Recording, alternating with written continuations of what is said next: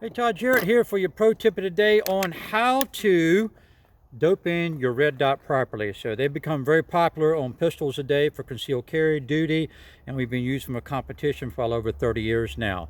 So I've taken my Seymour dot and I've taken it out of the box, and I have got the proper screws that go into my staccato. My manufacturer gives me the proper screws to be able to lock that in. So make sure that you use the right screws to put in to lock into your slide or your adapter plate that comes with your pistol.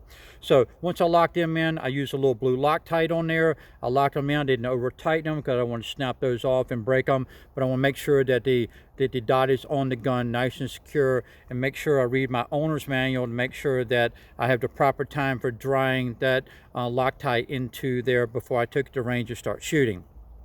Now, when I get to the range, first thing I want to do is, before I turn the dot on, I want to co-witness and look through my optics and get my iron sights doped in first. So the ammunition that I'm using on the range that's important to me for speed and accuracy, I want to make sure that I use that ammunition. So if you're swapping ammunition, you're going to get different impacts from one ammunition to another once you get out to distance. So I like to zero my gun at 15 yards away. This is my concealed carry gun.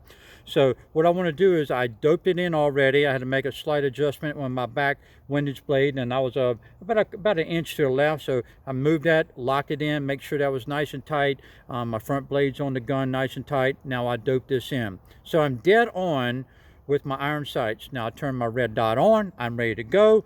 I put it on there. Now how do we zero the red dot? We want to place the red dot where it's on top of the front blade. Put it on top of the front blade, so almost like figure eight. So I got fiber optic here on this one, so it almost looked like a figure eight. So what I'll do is I'll stick it on there, and now my concentration is on the red dot. So as I start to shoot a group and shoot several rounds, I may realize that I'm shooting to the right. It's not shooting where I had my iron sights before that. So now, once I need to make an adjustment, so once I make my adjustment, and I'm using an Allen wrench to be able to do this. So once this goes in the side and I'm going to make an adjustment on there and lock it in there, about a half a turn is going to be about 3 inches at 15 yards away, and it's roughly about 4 inches at 25 yards away. So a full turn can be as much as 6 or 8 inches. So don't be making big turns on it. Only make a half a turn at a time to be able to get that adjustment, and then you can make micro adjustments with these things because they're pretty cool in how they are set up. You can feel nice little clicks on them to give you that pinpoint accuracy. So once I have it zeroed and I'm off and running, I got my iron sights done, I got my red dot doped in on top of it. Now I do not have to put my red dot on top or near that front blade. I can float it anywhere in that lens. Now, once I stick it up here and start shooting, I like to have my red dot so it's almost always in the center part of the lens and not covering up the front blade. So it is above the front blade, but anywhere I put it in there, I can actually hit a target. But typically, to get your proper grip and stance, I like to make sure that my dot is pretty much floating in the center of the lens.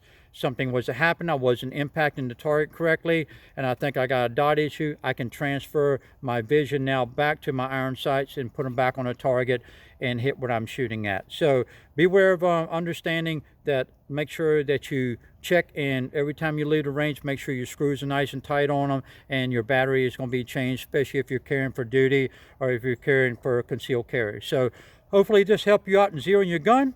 Good luck, and I'll see you soon on the range.